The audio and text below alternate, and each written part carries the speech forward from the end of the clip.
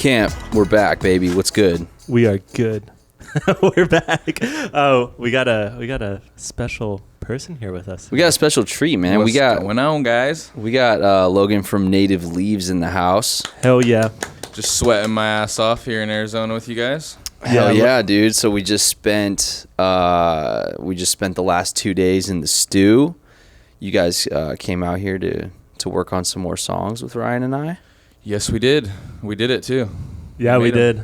Every time you guys come out, we go like all day if we can, and it's like a fucking banger every single day. Yeah, I feel like the one we made 2 days ago, I was listening to on the way here, and I was like, this is all right. I want to listen to that one from last night. I feel like that's every single time we come here. Like the one we made the night before, I'm like super hyped on, and then we make another one, and I'm like, well, that other one isn't as cool as I thought it was anymore. Like, yeah, you know? We just always outdo ourselves. That's the thing. Yeah, that's the thing about this. We just always get better and better and better.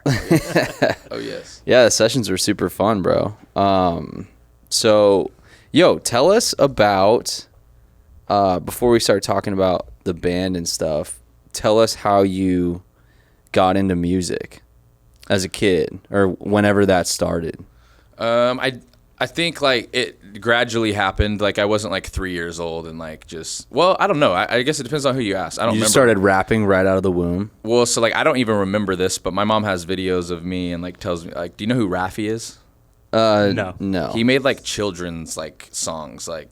Okay. I mean, it would have been like 95, like back in the 90s or whatever. And he was huge. Like he would go on world tours and like it's just audiences full of kids and like it's like banana phone, ring, ring, ring. Like it's like that. He's like the Wiggums before. Yeah, pretty much, dude. And so I used to like there's like video cam footage of me like playing a tennis racket in front of the TV and like singing Raffi. That's sick. As like a toddler. And so like I think naturally, like it's what I'm supposed to do for sure. Like and then just gradually like things just happened right in my life to get there. Like I really liked writing. I grew up in Vancouver, Washington. I had a bunch of friends that like to rap and like they do rap battles and stuff in middle school. I didn't know you grew up in Vancouver. Yeah. Sweet. So yeah, I think like just that presence like that made me really interested in writing, because I think like rapping is the simplest form of like music writing in all reality, and it was really easy for me. I already liked the style, and so like it made it cool for me to write a poem or something, where like most of the time, especially growing up, like it's not cool to be the guy that writes poems. Like, dude, I was Shakespeare. I was a big poem kid when I was young. I was definitely pretty heavy into You've never written a fucking poem in your life. I swear to God, dude, you want to know how good I was too? I was really good. In elementary school, I was writing poems, like deep fucking poems, like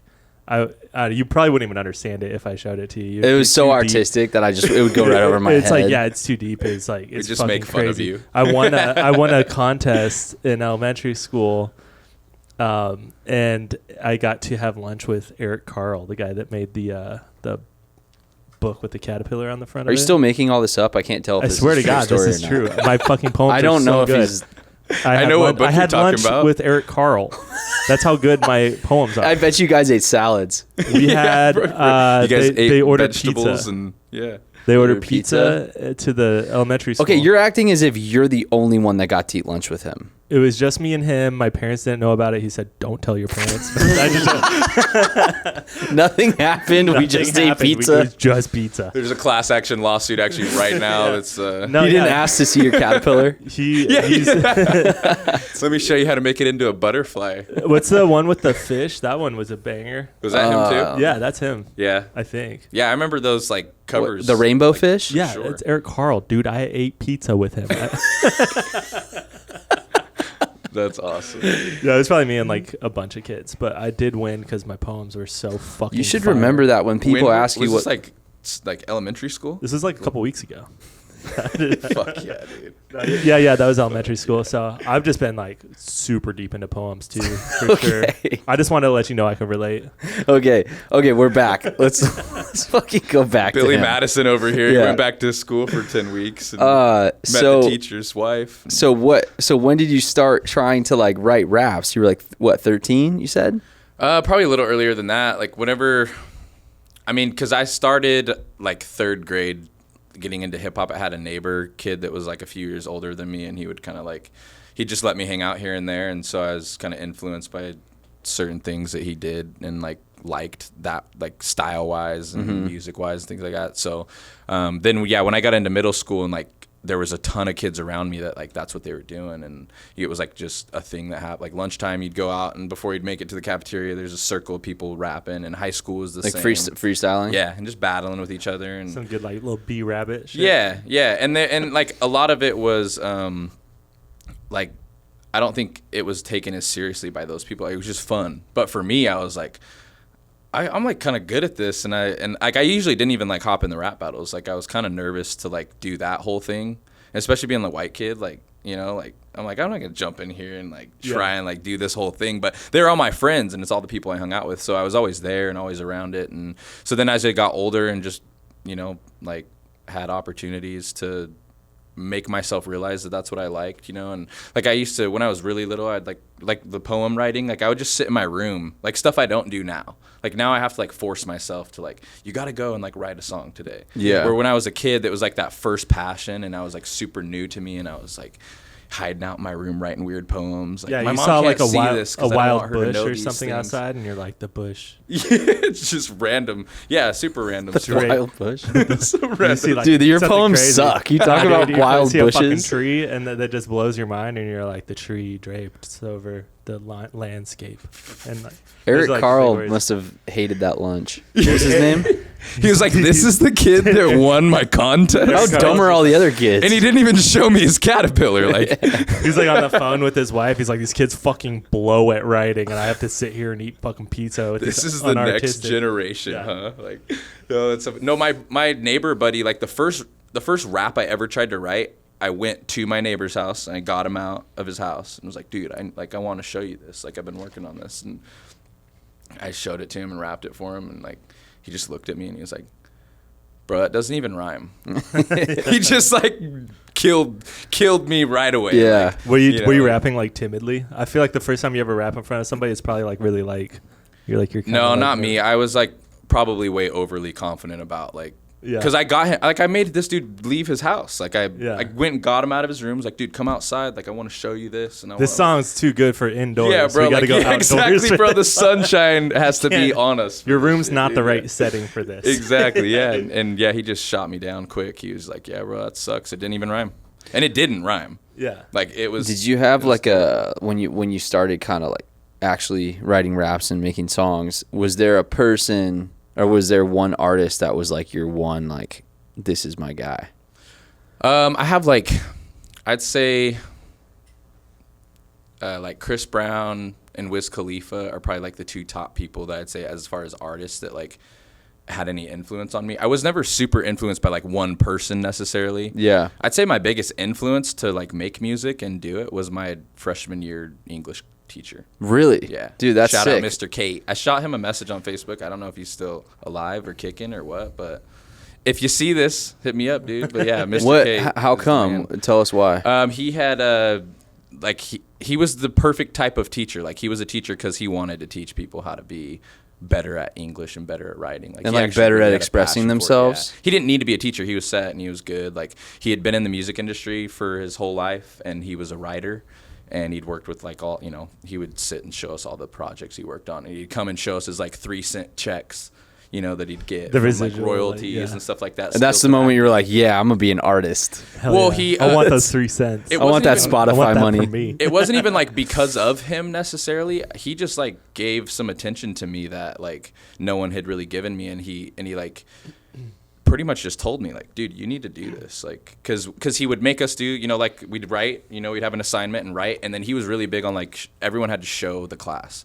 Like there was never anything I ever did in that class where like you just gave it to him, he graded it and gave it back. Like everything there was at the end, everybody went around the class and like shared their thing. And Yeah, was so- this a creative writing class? It was just a regular English class. Like Okay, it was my word. freshman Freshman year? entry like English. Yeah, he was just, and he was everybody's, you know, not everybody's English teacher, but like, yeah, it wasn't like there was nothing special about me to be in that class or anything like that. Just like that was the class I was in, and yeah, he pretty much just like I would do stuff, and even when I was like because then it got to the point too where when he started giving me attention, I'd be a little more hard on myself too, where I'm like, oh, I don't think this is as good as like the last one. And he was just really good at being like, dude, but like maybe this part's not as good, but like you just have a natural talent. Like look at this thing that you did as part of this. And like, so yeah, he helped me out a lot. And it was weird too, because I'm not still in touch with him. It's not like he benefited at all from it. Like it was just a natural thing where he just, you know, like felt saw the need something to make in sure you. that I Yeah, heard him say dude, it a that's few so cool. times. That's Like, dope. I had when I was a senior in high school, I had a creative writing teacher, shout out Miss Glick. Miss Glick. But dude, she was so rad, and she was probably one of the most important teachers I had as well. And it was the same year Katastro started, and I was also just going through a lot because my parents were getting divorced. Okay. And her creative writing class was such an insane outlet for me, and it was my first period, so it was the first thing I did right when I got to school. Yeah. And every single morning, she would let us free write for 10 minutes, so no one could talk, and you just had to free write. And it was about whatever anything. came to mind. Doesn't matter how crazy it is or what. And after we did that, the whole class would go around, or whoever wanted to share. Like if you didn't want to share yours, you didn't have to, but everyone would share. Yeah. And it was so stimulating because it was like this first time where like an authoritative, you know, like figure in your life is like, hey, just write exactly how you're feeling, everything you're going through, whatever's in your head, put it down on paper. And I remember always feeling like a little bit of a weight was lifted after I left that class. Yeah. And I remember her always asking me what was going on with music and like kind of rooting for me in that kind of area. And like, man, teachers like that are so important, dude. Yeah, and I feel so bad for kids that don't have that ever, because there's a lot of shitty teachers too. like that in all reality. Like, No, yeah, I only have a handful of people like that I can name. Like, My English teacher was quadriplegic, and he would come into class, and he just like he had to teach because he wanted to be a football coach. And so he like didn't want to be there. So we would just go in and he would just make us watch like Murder Ball like every day because it's people in wheelchairs doing sports. That's every football And coach he's like- teacher I ever had. And yeah, so we watch Murder Ball, and then he'd be like, all right, write what you think about Murder Ball. And it was like, I think we had to do it like 6 times. We just had to write about Murder Ball. And then even know he would what just give Murder Ball everybody is. A's. And then one day somebody was like, hey, we don't learn anything in this class. And he got in trouble. So he gave that kid a D, and everybody else passed the class. Fucking snitch. So he was kind of like the opposite That's of what your you get. guys' English teachers. Yeah, don't But be no, that Snitches get my stitches, music dude. teachers and like my private teacher when I was a kid was like the first guy that like really believed in me. And then once I got to high school and I was in like the jazz band and orchestra, that teacher I was like terrified of. It was kind of like that Whiplash guy where he's like screaming at you and you're like you're scared and you don't want to get his attention put on you. And he like really believed in me, and he was the one that like pushed me to be the best I could. And I would go in there every day and be like, you know, it's one of those things where he's yelling at you and you think you're doing it right, and you're like, I don't know what I'm doing differently. And I think he was just trying to break me, honestly. And then eventually he'd be like, that's perfect. And then to make me feel good about it. And then I'm like, oh my God. He knew that you could take like a little bit of extra like criticism too to help you be better. Like, Right. I remember walking out of that class like on the verge of tears at times because I was just like so amped up, like what the fuck did I do? You know? But that's how he it's was like, too. He didn't like, I wasn't the teacher's pet. Like he didn't just take Yeah. me and make me his favorite. He just like, and he'd be really hard on me, but I knew why. Like it wasn't, I never had to question like, does he not like me? It was like, no, he likes me a lot. And he just like, it pisses him off to see me do anything that isn't like up to this like high standard that he's set in his brain of what I'm supposed to like achieve or do, or like, you know, just Like push you to the highest capable. yeah, like choice. once I got to senior, because I started like freshman year in like the like varsity jazz band. It was weird that it was actually like varsity thing, but it was like varsity jazz band and orchestra. And by my senior year, he would like pull me aside and be like, actually give me flowers. But for all the years before that, it was just hard. But I could always tell that he believed me. Every now and then he would give me like a little piece of like, you're doing great. Yeah, like, you're not supposed I'm to so get hard on you participation because you trophies. need it. Yeah. You're not supposed to get participation trophies. No, yeah. Dude, you should no. No. You should not. It's bad for We you. figured out what happened. We're here. It's Like, bad we're for here you. now. Did you play sports as a kid? A lot, yeah. What'd you play? So I was like first string at detention.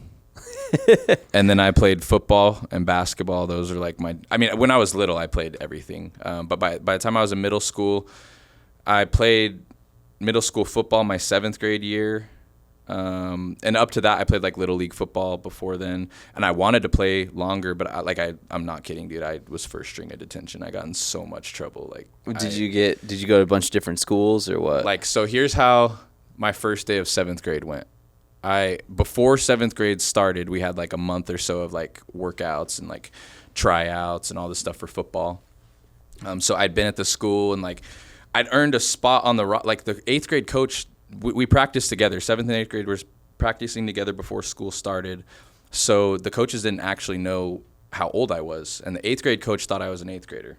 So I get to school the first day and go, and like the roster's posted like a movie scene. Like literally the roster's posted, and I'm up as the starting quarterback for the 8th grade team, which isn't even allowed. Like I wouldn't have been able to be that guy. But that's how highly these coaches were thinking of me, right? Like they're like, this is our quarterback for our 8th grade team. And before the day was over, so the way that my middle school worked, I had 4 core classes and then 2 electives every day. Yeah. 3 out of my 4 core class teachers on the very first day of school had called the office and said he is not allowed to come back to my class ever again.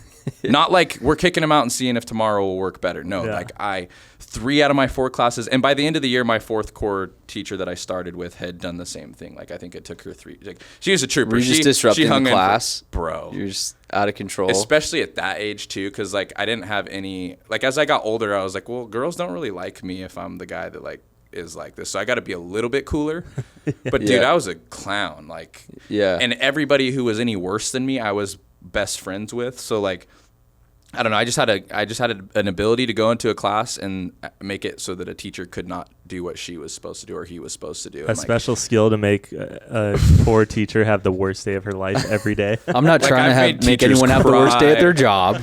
Oh my word! I know I have so much karma because of like just things. That I only did it ever out. Like I wasn't a bad kid that was trying to be like like really bad to anybody. I just like, I thought it was funny to pull pranks in the class. Like I thought it was funny to, like see if I can get the whole class to leave or like see if I can get the whole class to just skip the period or something. Like just stupid stuff like that where I thought I was Adam Sandler all the damn time and like, and like I wouldn't change it. But yeah, so like I played football 7th grade and I did not play a single snap that whole year. First day of school, that's what happened to me. And I was just in trouble the whole year. Like I literally went to football practice after school and I would get disciplined and I would run around usually with like a big old blocking dummy. I'd have to run like a mile with the blocking dummy and then just sit on the sideline and watch practice and so I never got to play, so I didn't go out 8th grade. And then basketball, somehow I figured out like during basketball season how to just stay out of trouble enough, but same thing there, like I was just in too much trouble. Like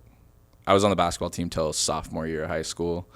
Same, like I was never the kid, though, that they could be like, let's make this guy our shining star. Because as soon as they did that, it was like, there's going to be like 7 teachers that come out in uproar. Like, this cannot be our star athlete at this school. I just sent him to detention 4 times this week. Like, he can't be the same thing. Like, How old were you when you moved to Salt Lake?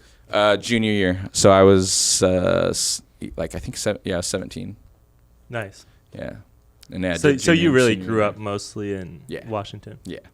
We were in Vancouver. That's where we got an Airbnb once on tour, and there was like this secret basketball court in the Airbnb. Yeah, dude, there was a basketball court in the middle of this house. Dude, it was like Vancouver's got you covered. Yeah, it was like a 7-foot hoop, like the small ones that are like so fun dude, to play. I don't know, 6 foot tall. Maybe even shorter because I could dunk on it, and I don't know if I could. It was short, yeah. Just feeling super. Dude, we played fucking horse to see who got the best room. It was so much fun.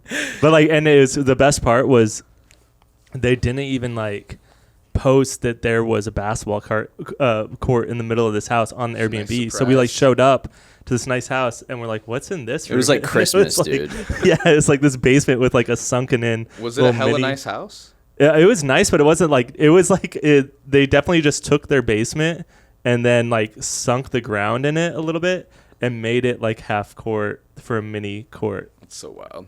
So yeah, you like walk into the middle of the house and there's just a like sunken in basketball court, like downstairs. Yeah. You just walk down some stairs. No, and then there's like rafters to where you could stand around the top of it and cheer. cheer as like someone else is getting their fucking ass kicked. Probably and like the horse. street ball mecca, dude. Like Dude, this it's is where all the people just bro, roll. it seriously was so fun. And the best part about it was I'm the trying to go back. dude that was like doing our merch on that tour was like the moment he saw the basketball court, he started yelling like and getting all cocky like he's gonna whoop everyone's ass, and then he got destroyed. And Like, Andy was like played basketball. Andy was more good than at basketball. anyone. He's pretty good. And Lead singers are hella good at basketball. It just happens that way. I Yeah. don't know why, but So like Andy was like, I'm gonna fucking destroy Pod because the guy's name was Pod, and Pod was just like fucking talking so much shit about how good he was at basketball, and it was hilarious. It was different because like they didn't even have real balls, so they were like this. They big, played with a mini ball, dude, and we were like, it was like hard to shoot into the things, and everybody was like, if you were normally good at basketball, you weren't good at this, and like you could get lucky, or it was really fun. That's funny. I want to go back. I'm trying to go back to Vancouver. yeah, Let me know. I'm always a good reason to go there is always a good reason to go there. Dude, it'd be such a fun house to like rent out and write an album at. that would be fun. You just play basketball in between, and you're like, dude, I need a break. Dude, I really want to rent out an Airbnb in Sedona to make an album. I think that would be really sick. Like a big Airbnb with like big glass windows. Nice views. Well, all windows are glass. I'm sorry, just like big windows. the big part. Like not, the not big this ass plastic window bullshit. the that ones they with no frames, you know. None of the plastic windows. But yeah, no, like those big ass glass windows that just are overlooking some red rocks. That would be a sick Yeah. place. dope. I don't know. I just like keep imagining that for some Yeah, I've reason. been looking at Pioneer Town in California. It's in like the middle of the desert, and they just have like these dope ass houses in the middle of the fucking desert where there's nobody around. It looks awesome. Like dope, like big $1 million mansion, like Yeah. dope, or they're like just cool little like go Like camping, $1 million mansions in the middle of the desert where there's nobody around. Yeah, I feel like there's a bunch of places like that. I know, like Wyoming and Montana have a bunch of that. Like you like, there's nothing for miles, and all of a sudden you'll pull up to a gate, and there's like 13 houses that are all $30 million houses, and like Yeah. it's crazy. It's I'm crazy. trying to go fishing in Montana soon. Are you going to Montana soon? I want to. Maybe Make this it fall sometime. Make it a road trip. Yeah. Come to to Salt Lake. Yeah, Yeah, we'll go have one beer at a time. There's some at great the bar. hiking spots out there and stuff, huh? It's beautiful out Yeah, there. yeah. It's if you like outdoors, summertime. Yeah. Well, I mean, it just depends. I might keep hitting your mic here. It's all good. It just depends too, because like if you like skiing or snowboarding, it's like a top place in at least the country, if not. I the haven't world been to go. snowboarding since I was like 13. I'd probably be so good. I went It's- once in my You life. just drink enough and you're fucking fantastic. I couldn't turn left. I swear, dude. The whole When time did you go? I was young. I was like probably like 14, 13. Yeah.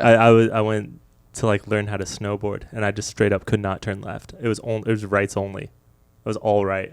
Yeah, it's hard. So I'm to all learn. right at snowboarding. It's hard to learn. You want to go on a day where it snows a lot so that like it doesn't hurt so bad to learn, because it's gonna hurt to learn. Yeah. You're not gonna not fall, or you're just gonna not have fun. If you just go straight really slow or like sideways the whole way down, like, but it's fun though. It's a lot of Salt fun. Lake City's dope, man. Salt Lake City's actually one of the cities for Katastro that really started catching on early. Like it was like Denver first was like, oh shit, we got like a real fan base in Denver. Yeah. And then Salt Lake City was another one of those cities where every time we'd go back, there'd be a lot more people. Yeah, I know Adam said that all the time, because I think he went to, I don't know if it was your very first show or not, but like he went to all your guys' shows. All the and, Soundwell yeah, shows. That's what he would always say is like, dude, I've had some great shows there, man. Yeah, Soundwell's dope. Dude, Soundwell's Salt very Lake dope. was always doubling. It was crazy. Yeah. Like we go back and it'd be like the first shows would be like not many people there, and the next one would be like a lot. It was so noticeable. So like Denver was the first city where we sold out a show out of state, and then Salt Lake City was the second one. Salt Lake's a good like place if you're doing that in Salt Lake, it should be really promising for you, because it's honestly a really tough place to. A lot of people avoid it, honestly. Like there's big artists that go on world tours and they skip Salt Lake because they know they won't be able to like Draw. fill the bill. Like Yeah. they won't be able to do it. So Yeah, dude. The last show we played in Salt Lake, I remember all of the fans after the show just expressing how grateful they were that we came there. yeah. And I feel like I noticed that with certain cities. Colorado's like that. All the people are just so genuinely appreciative that your band's playing there, and every person will kind of be like, dude, thank you guys so much for coming here. Like, we really appreciate it. But it's different than other shows. Like, people say that all the time, but it's there's this weird kind of similar energy between Salt Lake City and like Denver. Yeah. That I've noticed where people are just like really nice, and I think they're craving it. Stoked, and They're craving it. That's the thing that I don't know, like being in the scene in Salt Lake, like everybody who's in the scene in Salt Lake will agree that it's just a really odd scene and it's different from anywhere else, and it's not like there's not like a common reason for why either. It's just an odd place, and it's a small market still, but it's growing and there's a lot of potential and there's going to be a lot of boom there. So I think people are really ramping up for that. Yeah. But yeah, I think it's just still a place where it's like people are excited that you came because you're only coming maybe once a year if they're lucky. For sure, yeah. You know, like it's Salt Lake. It's not LA. It's not New York. It's not like you just don't get. When a celebrity comes to Salt Lake, everyone in Salt Lake knows about it. There's a SLC Scoop on Instagram. They're like perfect. They figured it out. Like they've been blowing up, and they literally just do stuff like that. Like, yo, so and so is in Salt Lake today, and like blah blah blah, and that's so cool there. It's not like in LA you see. The food's good too. They have some really good food downtown by Soundwell. Yeah, Salt Lake's cool. It's Soundwell's downtown, right? Yeah, yeah. Mm-hmm. Yeah, it's right downtown. Dude, backstage, I remember one show out there because they have like the weird liquor laws, you know? Yeah. And the first time we went, they like gave us a shitload of beer, but there was like back when it was only like 3% beer or something. And I remember having like 17 of them before. And I was like, what the fuck? I was like, what the fuck is going on? Like, nothing's happening. Like, I remember going to an Applebee's with Andy and you. I think all of us went to an Applebee's, and Andy asked for something, and they were like, no, we don't serve that because it was like after too many alcohols or in something. Yeah. Oh, it was the time. It was the time or something. Well, they have also, and I know like recently they changed it up again, and like there's a bunch of weird laws. But yeah, like you're not. I mean, the gas station you can't buy alcohol after I don't know what the time is, and then like our grocery stores don't have liquor in them. Yeah. Like, Sundays you have to go to a liquor store, right? No, Sundays they're closed. I think they're closed Sundays. Yeah, maybe. I don't know. That's how it was. But I do remember one show we had like our rider where it's like our bottles of liquor and snacks and food and shit. And we had a bottle of whiskey backstage, and they had this lock on the bottle that you needed a key to open up, and it had this button where you'd press, it would only pour out 1 ounce. And they just left. Really? Yeah, they left the number of some poor girl who works there, and anytime you wanted a drink, she had to come out and unlock it and then pour you a single ounce at a time. And so she came back, and I was like, stay back here. Because you're just going to be walking back the whole time. People like, take advantage too, because like those types of rules, in all reality, like they're not made to protect anybody. Like, you know how much more money you make when you legally can't free pour. Like you have a meter on the top of your bottle that like, I know exactly how much I'm making off that bottle every single time I get another bottle. That's true. I know like, dude, this thing's on a click. Like, I know I got so it opens shots up for an exact amount of time and then closes. Yep. So and they're all like metered, perfect. So it's a perfect like shot. Ounce and a half. Wait, is this how all of the bars work? Dude, it's it's illegal. If you had a bar and this wasn't happening, you would be shut down. Like, dude, I didn't know this. Yeah, that's why. And I don't know what it is. I think it's like 1.5 ounces. So it's not even actual like shot. Like it's. I think that's like the shot. Is that a shot? It's not a good one. Not anyone I want. No, it's like give me my fucking 3 ounces, please, and please put salt around the rim and give me a lime. Like. That's crazy. I didn't know that. Yeah, Salt Lake's what does that device look like? It's like this like a lid. It looks like it's like a big lid over the top of it, and you just like you press a button, it only pours out 1.5 ounces. Dude, alcohol is the most here, insane concept ever. Like if you just break it down and look at it, it's so crazy. Just people. It's a perfect business ever. Like I have a friend that owns a couple bars in Salt Lake, and like I've watched him just kind of grow over the years, and like he was already making good money when I met him, but not even just money, like just whatever, like he's made it to a point by just providing a location for people to come and eat good food and drink.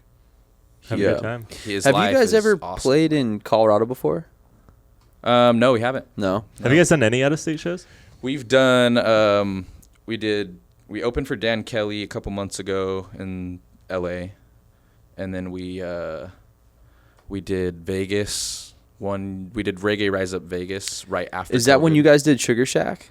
Sugar Shack was last October that we recorded it. Where'd you guys record it? Just right at Sugar spot in Shack, right at his Florida? house. In Florida. Okay, Yeah, cool. yeah. Did you guys have a show out there? Or you guys went out just No, for we that? just went out. Sorry, I didn't know if Sugar Shack like sometimes did it in different locations because I know they came to the festival at one time. Yeah, I think Yeah. your guys Ours was like live one of at only the a couple festival. times they've done that type of thing. Really? Yeah, because all the rest of them are just on their back porch. Our Sugar Shack performance is so funny because like we actually crushed it. Yeah, we did really good. It's I was sick, surprised but at like, that. dude, we all walked off stage and after playing Reggae Rise Up, and we all had a couple drinks, and we were all in like a kind of a goofy, kind of loopy mood, and we had no idea what we were gonna do for our Sugar Shack performance. Dude, we had didn't- 5 seconds to get there. It was like we walked off stage, and then our manager is like, you gotta go now. And I'm like, no, dude, But like we give us a didn't plan second. it. Yeah. Did they have like a bartender and all their like? Did they feed you and do all that? Yeah, still? they were, Yeah. dude. They were They were great. rad. Dude, they're They're the good guys. fucking best. They Like, were such a rad group if of you're people. looking to figure out how to do it, just watch them. Like they're holy shit, bro. They got us so drunk too. Like we had time to practice. To be and knew what we were completely gonna do, honest but, too, like, and this is no shade on anyone else doing stuff like this within the reggae scene, but like there are a lot of people within this whole like reggae scene, reggae community, with like podcasts or like, hey, get on my YouTube channel, or like, hey, do this, and Sugar Shack is one of the very few that's like super pro. Their stuff looks awesome. It sounds awesome. great, yeah. And all of the people there are really pro. And we really enjoyed our time there, but it was just funny because we had no idea what we were going to do. And our set that's on the Sugar Shack channel is completely improv. Yeah. We had no idea what we were doing. We were just kind of fucking off. Mm-hmm. And after the fact, I remember watching it and be like, dude, this rips. Like, Yeah, we were like, and you could tell we're all having a really good time with it too. we were Like, just jamming too. Like I was like not playing my normal parts for the Same, songs. I was just yeah. like, I'm just gonna go off. Yeah. And so we would. it was fun, dude. As a business, like they outdo everybody already, but there's just a difference like in the personalities of people. And like when you go spend time with somebody for a day, you can kind of get like a little bit of a metric on like, just how the connection is. And like there is not a chance, like there's not a single person out there that can tell me they went to Sugar Shack and didn't just have like a phenomenal experience. Yeah. And you can like just really feel the love of the team, and you just know when you're around happy people and why they're happy. And like, and it's just cause like, that's what they choose to do, all of them. And they're all like, I hit them up all the time. Like we stay in touch on Instagram, and like I hit up Eddie and I hit up, the Sugar Shack page all the time. I'm like, dude, let's do like maybe like I want to be there 4 times this year. Like I'll fucking fly to Florida all the time. Even the people in Florida, like we had fans at the airport. Adam and Brig got delayed, and there was a fan that literally came and picked him up and brought him a bunch of weed and a pipe, and like it's stuff that we don't even get in Salt Lake. Like we've been living in Salt Lake for all these years and making music and building a fan base, and like That's a people trip. don't do that for us, Bro, at home. when you Like, start yeah. playing shows out of state and traveling, I remember early on us experiencing that and being like, damn, this is crazy. When like fans from out of state, and first of all, you're showing up to the city you've never played before, and you just assume no one knows who you are. Exactly. So Yeah. when there's people there singing the words of your songs and that want to like give you stuff after, like, Yeah. like, hey, here's some free food, or like, hey, do you want to stay at my house? Or like, Yeah, we were weed such all the bums, time. dude. Like we get weed all the time. yeah. Oh, we get weird shit. Some guy handed We me get peyote. once. Some guy, the people are just like, I don't know. I remember one time we were on tour and we were like driving. It was like an off day, and we were in like some coastal town in like Virginia area, and we were at Whole Foods, and the girl in Whole Foods was like, "Are you in Katastro?" And I was like, "Did those guys tell you to say that to me?" Like, I thought that, she's like, "What are you talking about?" I was like, "Oh, damn, that's You cool," really because know we're like who really I in the am? middle of nowhere. Yeah, it's really cool when that type of shit happens. I think the branching out, that's the most exciting thing for me that like we haven't touched on yet, and like we haven't done any of, is like a real tour where I go do like, a few cities in a row. I'm sure it's coming. Yeah. Yeah. I'm just I just am excited for it, and it's one of those things like I envision, like I already see it in my head. Like, Yeah. it doesn't matter if it's the 20 people in the city. It's just the idea of like what you said. Like you could go somewhere that you would never expect to, like no one's gonna know who you are, and then that might be your biggest city. Like Denver might be your biggest Yeah. city. You have no clue. I've never, I don't spend any time there. But somehow, for whatever reason, like when I put my music out, it just caught here. and Yeah. it's cool. And Like, it didn't there's no- happen overnight by any means for us. It was we built those markets the same way we built Arizona, was like hammering them, and we just keep coming back, and there'll be so few people, and you get off a stage and there's like nobody in the crowd. You're like, fuck, what am I doing? And you have this like moment, and then the next time you come back, you're like, it's a little better, and the next time you come back, it's doubled, and then the time after that, it's doubled from that, and you're like, whoa, okay, we actually are starting to have real like followers out here. Mm-hmm. The most humbling thing for us was when we do a fat tour. Like the first big tour we got was with Dirty Heads and Pepper in 2014. And then directly after that tour, we didn't get another support tour for a big band. So we're like, all right, we're going to do our headlining tour. Our first one ever. And we did our first headlining tour ever. So we're going from playing 5,000 cap rooms with Dirty Heads, thinking we're just like The fucking coolest. we've made it. We're the coolest. Yeah. And then we do our own headlining tour, and we're playing, like Virginia on a Tuesday night at 10:30 p.m. In and like there's a, 6 people. Hasidic Jewish town where like I remember that. I remember that show specifically. And Andy's We're just we walk like out there having and an you're just- existential crisis. we like pull up and we're like, dude, what is this town that this show is at? Like this is is weird, right?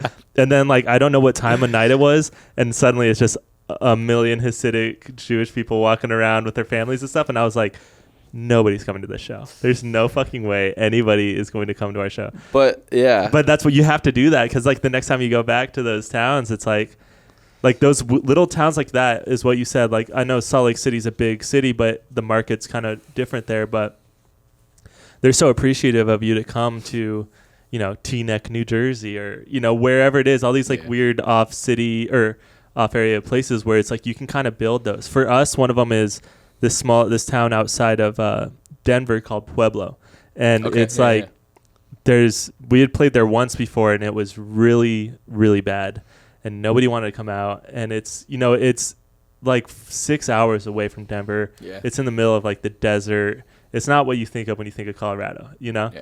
And then over the years that became like one of our bigger markets too, where we're doing 2 nights in a row sold out there at their venue, and it's like, and then we're homies with like exactly, like, yeah. Talking about Brews? Yeah, Brews. It's like 2 hours from Denver. Is it only 2? Yeah, it's like an hour and a half maybe. Oh, okay. It's very close. Like most people from Denver usually come to there, I think. Okay. No, because it's like 2.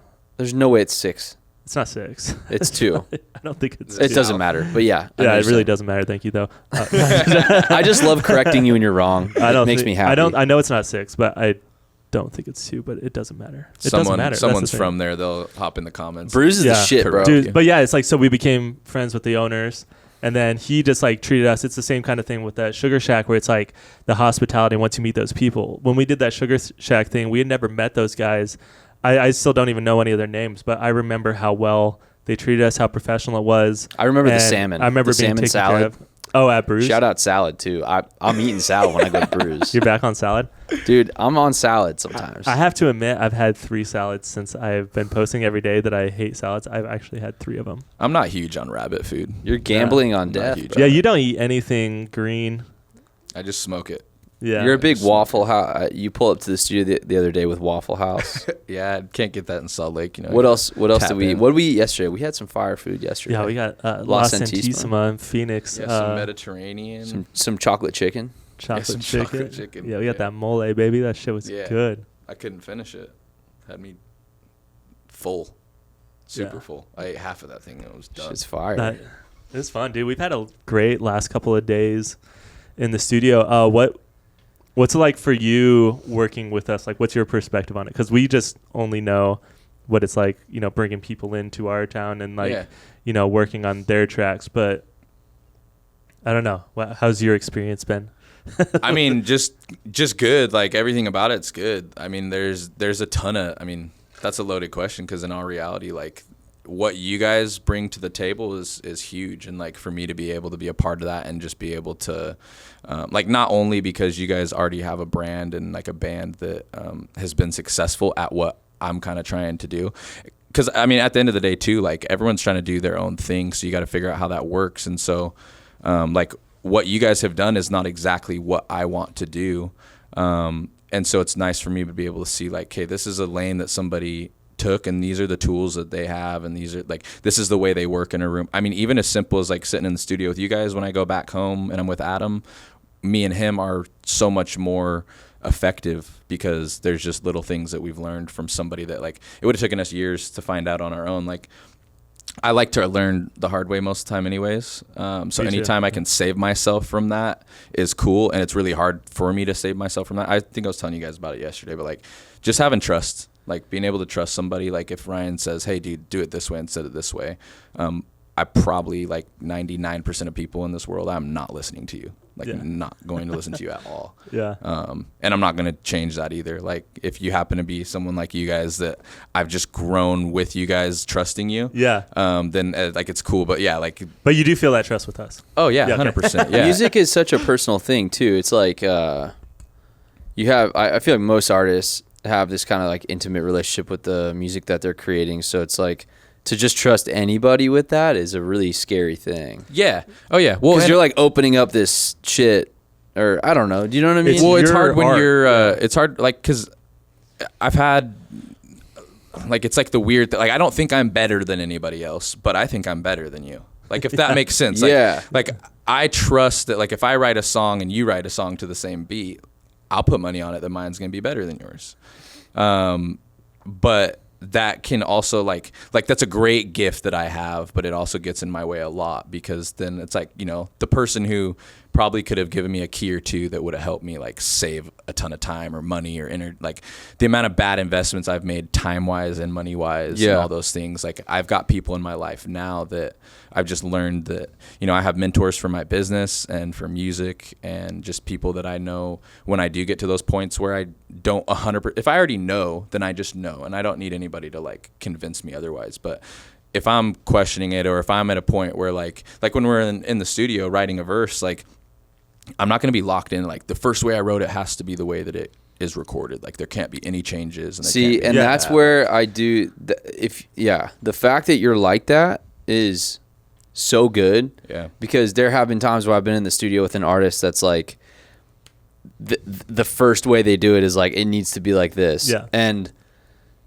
if it's fire and like I feel it too, then cool, we're good. But if you just know, if I just know that it's not as good as it can be, and they aren't willing to like shine a light on it, it's hard. There's not really a conversation you can have at that point. It's just like, because you can't get in an argument with an artist. Yeah, and it depends on the relationship and too. It's not my song either. Exactly, so like, who knows? Maybe I am wrong, but I do think like going back and forth, all the best music that I've ever been a part of is when everyone in the room is equally excited about it and has decided that's it. Yeah. Because, you know what I mean? Yeah. When you all get to that point where like, this is fire. This is it. Yeah. And it's until everyone is feeling that way, that's how I just think that's how you truly make some. Well, I don't think you stuff. guys, I think the biggest thing too is like, I started out with a ton of trust for you guys. And in reality, you guys started out with zero trust for me, because you guys already had stuff that I could look at and be like, okay, they've already proven, like I listened to the way they do their lead singer's vocals. And if that's how they're doing that and making that sound, like I'm positive that whoever's doing that for them could do that for me. So where like for you guys, like we might have sent you like a few things for you to check out and like hear, but you didn't know me and you didn't know what I was capable of at all in all reality. And like all you had to go off of was maybe a couple things that were recorded, even recordings. Like how are you going to know? I might not actually hit any of the shit that you just heard. Like it might all be auto-tune or it might all be. Yeah, we don't know how like your skill level of like singing, because you're such an amazing singer and like vocalist. And for me, it's like I love writing like melodies and stuff, and I'm not that kind of singer. And so to have your voice with like my mind ideas, like for me it's so fucking fun, because I'm like, oh, like he can do all this stuff that like all these other people we work with like can't even reach that. And it's like it opens up all these new avenues for us. But like you said, it's like when you first came in, we had never met you and we weren't super familiar with you, and then like right away we just clicked really well.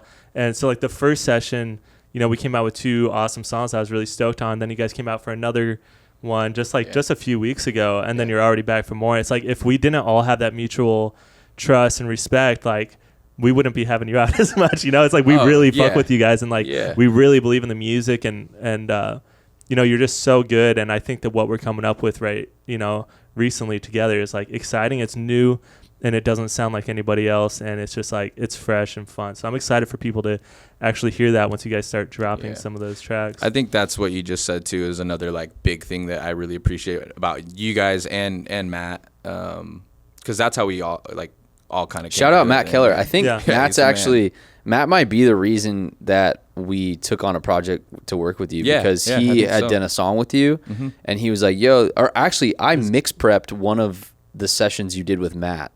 Okay.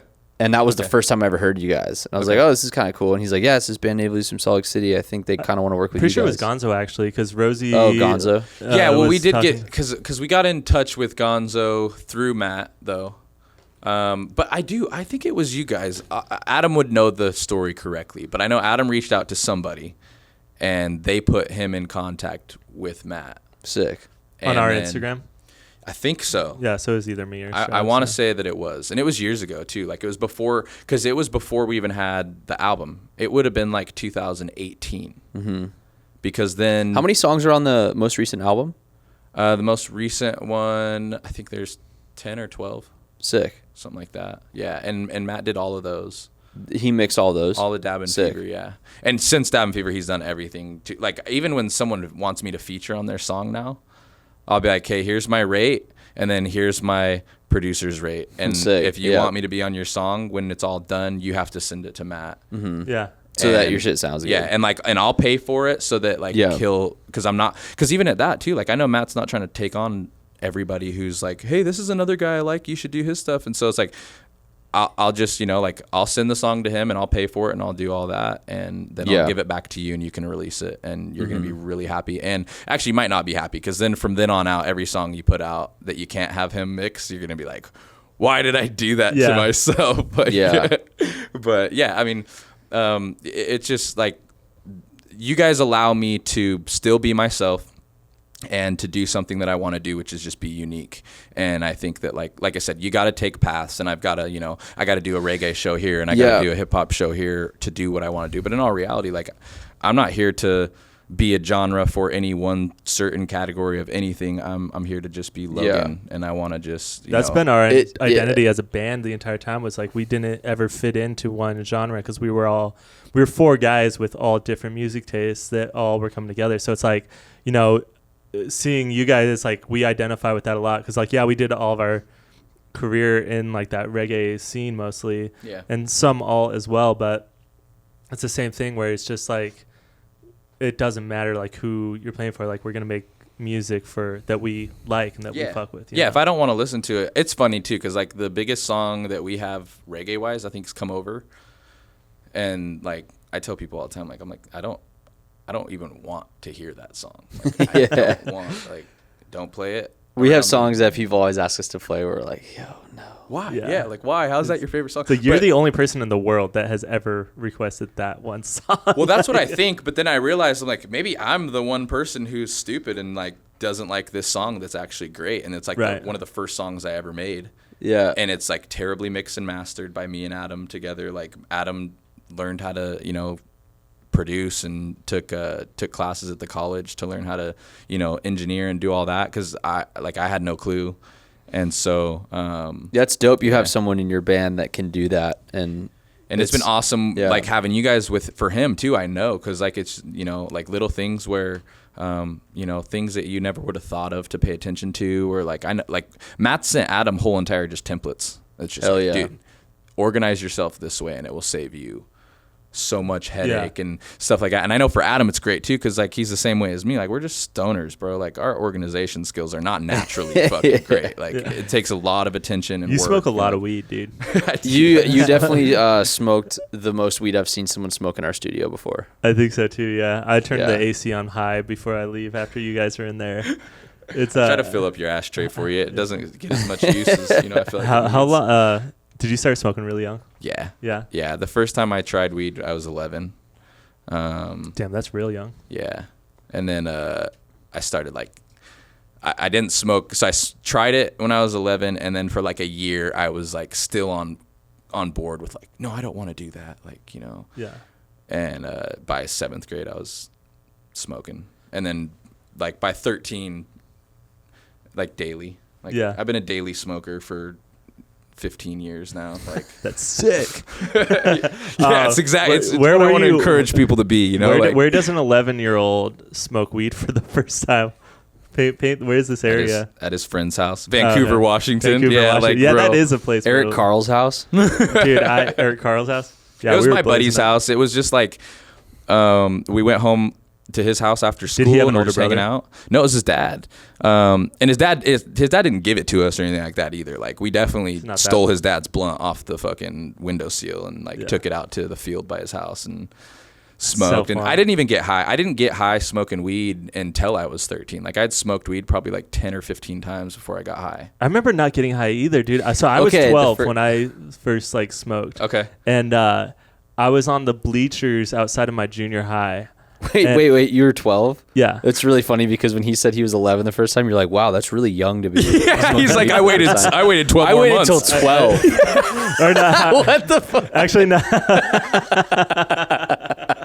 Dude, there's like a dramatic difference in he's maturity in from elementary school, dude. I'm in junior high. No, I was in At that sixth grade. point. I was in sixth grade. I started smoking cigarettes at 12. Okay. I smoked weed at 13. That's hilarious. That's way worse, bro. So much So worse. much- Yeah. that's It's so terrible. funny to think of like a child being like, "Do you have can you go buy me some Marlboro Reds?" I have an 11-year-old Dude, stepson especially right the now. way you look That's like true, you're. huh? I have an 11-year-old stepson, and I look at him every day, and I'm just like, what the hell? Like, who did I meet? Like, Yeah, who where did the that to fuck me? was I at? Because they're like, we're not even on the same. Like, and I get it too, because I think like people, like as the generations go, kids grow up faster, and they're like into things younger. But I'm still sitting here and I'm like, I must be like 4 generations ahead or something. But it wasn't just me either. That's the thing. I wasn't just the one 11-year-old that was hanging out with a bunch of 18-year-olds doing this shit. It was like me and a bunch of other 11-year-olds. Like, Dude, I had a buddy get That's caught young, at dude. 13 years old selling cocaine really? Wow. in school. I think it's just a play. Like weird. It was When you see crazy these for kids. me to live somewhere like that for my majority of my upbringing, and then like be put in somewhere like Salt Lake. And I moved. Was to a place how called was the Harriman. neighborhood that you grew up in?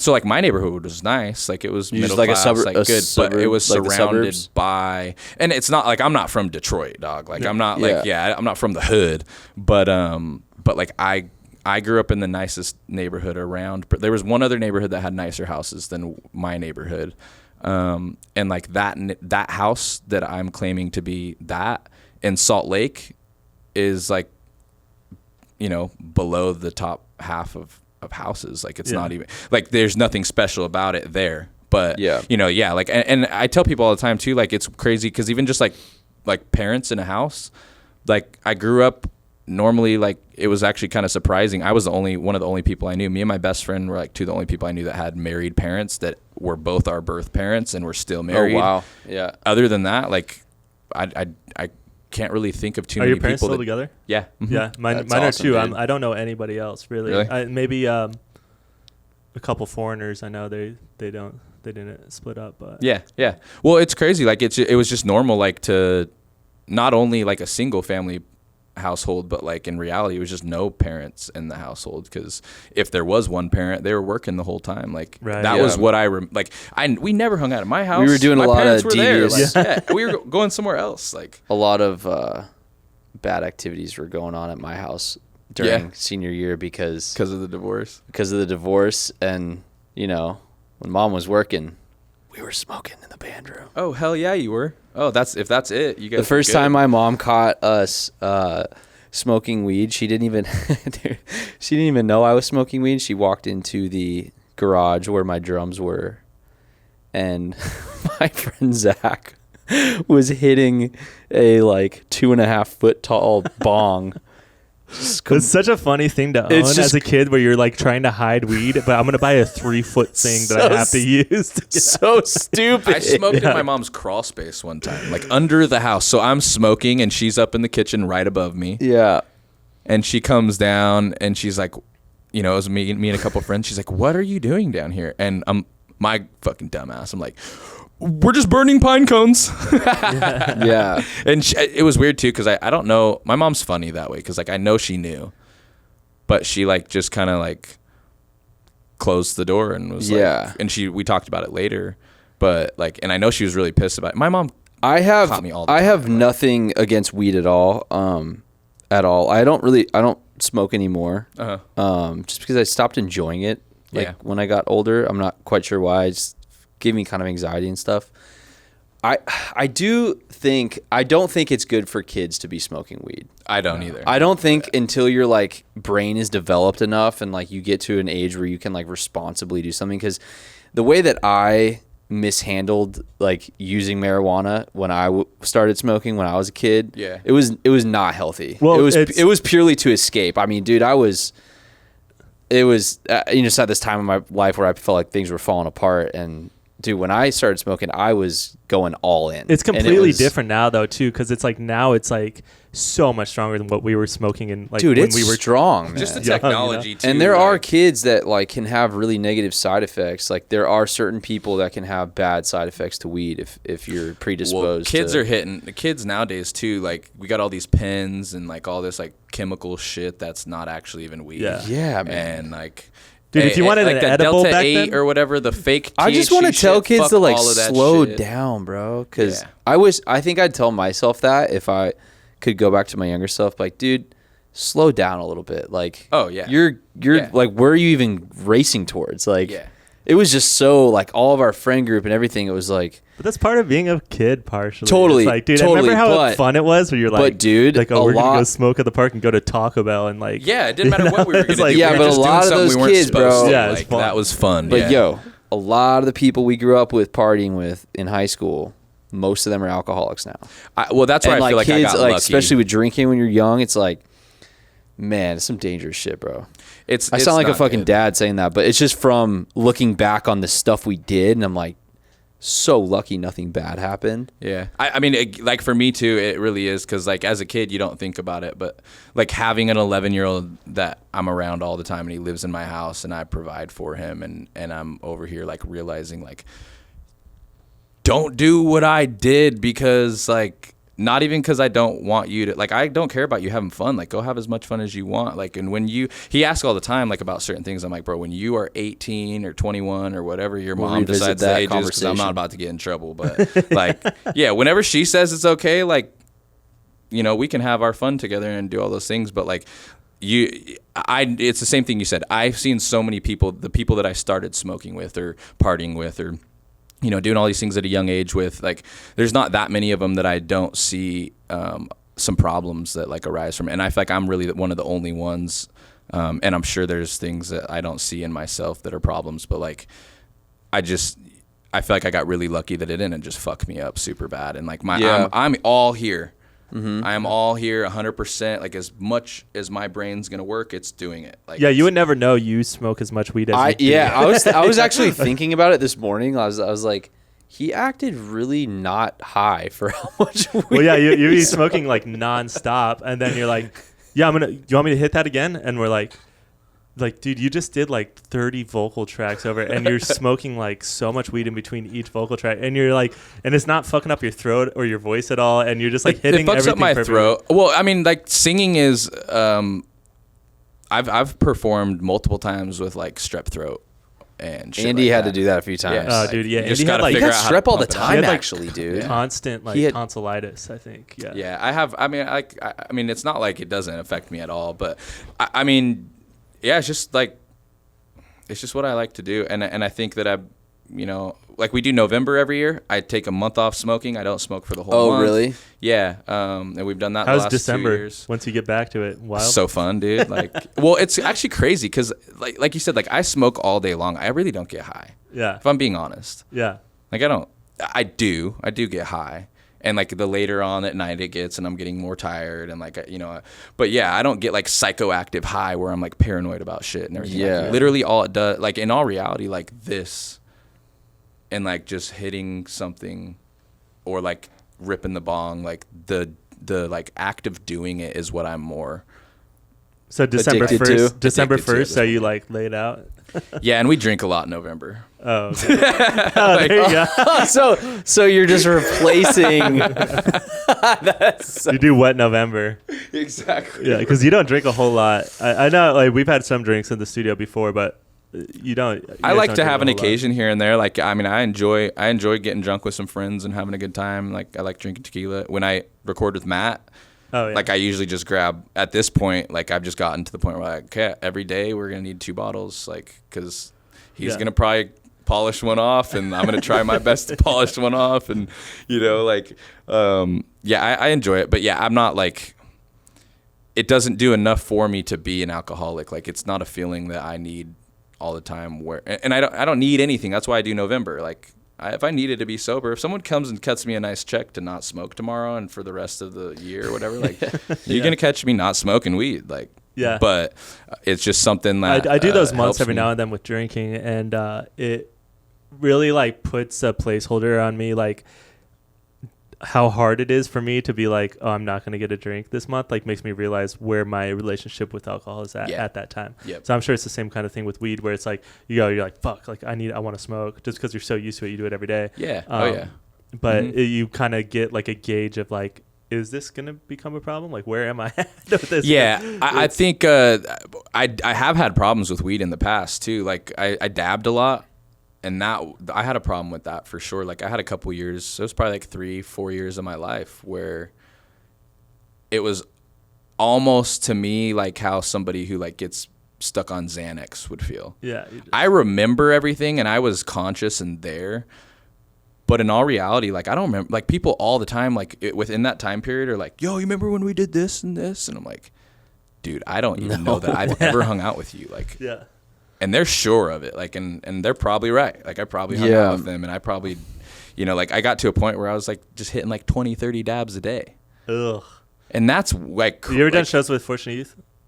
Yeah.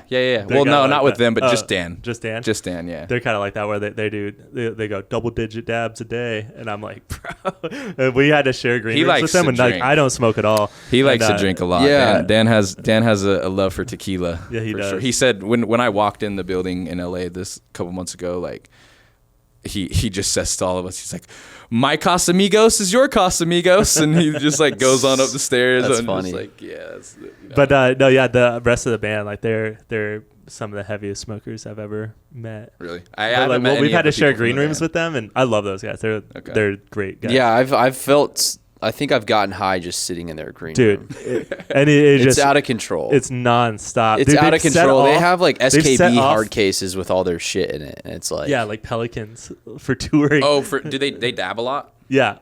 See, that's how I was. Like if I took a flight somewhere, I took my they dab were the rig first. with me. They were the first band that I ever found out what dabbing was. No, dude, you remember? I remember where we found out was Pacific Dub's right when we house? moved to California at Pacific Dub's house, and we were in the backyard. We went to a party like the second day we moved there, and we're like getting fucked up, drinking whatever, and we look across the other side of the pool. And there's 2 guys in a dark corner, and this big ass like they're doing heroin. this big like dude, that's what we fucking torch, thought, bro. And like this big like weird. Did they have a big pipe. like propane torch too? Yeah, it was like the propane And it's like, one. dude, yeah. it's huge. And I'm like, are these guys like smoking meth out there? Like the California is wild. And then like that's like I think we moved to And that's when California, Ryan like, started smoking meth. Yeah. Yeah, exactly. Heisenberg is here now. When in Rome, when you're in Huntington Beach, you gotta start. Do some meth. But I remember, I think Andy took a dab once, and they went to the beach, and he's like, dude, I think I passed out.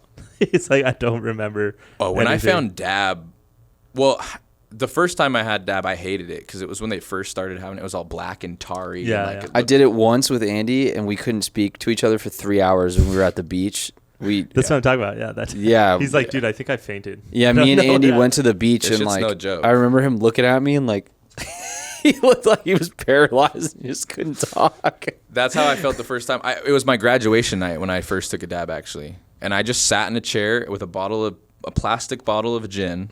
Oh no. And I just remember sitting there, and like every once in a while, I'd take a little swig from the gin, and I'd just power through because I do not like that shit. It's not like it was not for pleasure. Like I just literally was like, it's a party, it's a graduation party. I have to be getting fucked up, and I'm stuck in this chair. I'm not going nowhere. So, and I hated that, but then when I got introduced to it again the right way, where it was like clean dab and it was like someone with a clean setup, and like they showed me how to be like a high class dab smoker. High class dabber. if you're not high class dabbing, you're doing it wrong. If you're doing it like a poor person, don't dab. Just smoke your weed dab and like stop poor dabbing. people, yeah. Don't Dab dab like poor people. Yeah, be a rich dabber for sure. Like spend all your money on it if you have to, but smoke the good shit. But yeah, I mean, I just liked it too because like it's like I said, like I'll smoke all day. And I'm at a level that's not going to change really. Like I could smoke 2 joints or 1 joint. It's not really that big of a difference. It's more just the habit. And so when I finally took that first dab and like went to damn outer space and like my brain was like telling me like, dude, you're fucking high. Like, dude, you're fucking really high right now. Like scary, that. But then dude, the same thing there. Ryan's getting anxiety just to hear you my talk palms are about sweating. it. Yeah, I don't like it. Shit, dude, I loved it so much. I was like, I miss this. Like, this is how I felt when I finally did get high for the first time. Like, getting back to that. But then, yeah, I dabbed enough that I got to the same point I am with weed, where it just like I was just taking 20, 30 a day, and the first one I took that day didn't make me feel any different than the last one I took before I went to bed. Ew. And people around me, my girlfriend at the time was, you know, like, hey, you fucking zombie. Like, Yeah. you know, Yeah. do you remember anything? And do you, It's a like, lot. are you paying attention to anything going on around you? Like, so I was really high. I just like, if you ask me, I was like, I'm great. I'm sober, fine. man. Like, I'm fine. I'm sober. I could take I another, just take have another the dab. grossest Like, mouth of all time. Yeah. I'm fine though. oh, the breath, bro. The breath is Dry mouth all the time. not cool at all. Dab breath? Dad breath's not cool because it's not your. It's not Is your it mouth. worse than dad breath? Dad breath? I don't know. I don't even think I know what my dad's breath smells like, and I don't want to Dude, find dad out. breath was pretty gnarly, but I bet dab breath is pretty gnarly. It's from like in here. It's not from your mouth, and there's no way to Uh. brush your teeth enough. Ugh. You're not gonna like. This has been a fun episode, guys. Yeah. Yes. Oh yeah. Man, We thank you. covered it all. Hold up. I want to shout out Bree for the mug. This is one of our fans. Bree, she sent us this amazing mug, and it says, "Official Bigfoot Hunter, Top Squatch Spotter." There you go. And that's me, dude. So I want to wrap this episode up by asking, what do you think, dude? Do you believe in Bigfoot or? I don't know. The Nelk boys, they found him. I love that you said I don't know, which leaves the possibility. You know there might be a possibility. I'm not gonna say there's The Nelk not. boys found him? If aliens are real, That's a Bigfoot's funny real. That's all I know. sentence. The Wouldn't they Nelk be boys. the same thing? What? Aliens and Bigfoot? No. They might be working together. But No. He's like, let me tell you. Aliens are fact, I think, now. I'm fully believed on aliens now. But I don't know. Sasquatch. what? Because the government told you, bro? Because Danny Because you G believe told me. everything the government Exactly. tells The you? government told me that aliens were real, and they haven't told me that Sasquatch is That's true. not real. Yeah, that's why So- Sasquatch soon might as- be realer. If Exactly. Biden comes out and starts talking about Sasquatch, I'll believe it. Dude. No, gonna Biden's put on gonna his rip suit. his Yeah, face he's- off, and he's Sasquatch. Oh shit! All right, guys. I think we gotta close this one out. But dude, thank you so much for coming through. Yeah, thank everybody you for having me. listen to Native Leaves on Spotify everywhere, and we'll post when we got some music out with you. Hell yeah. See you next week, fam. Peace. Thanks, guys.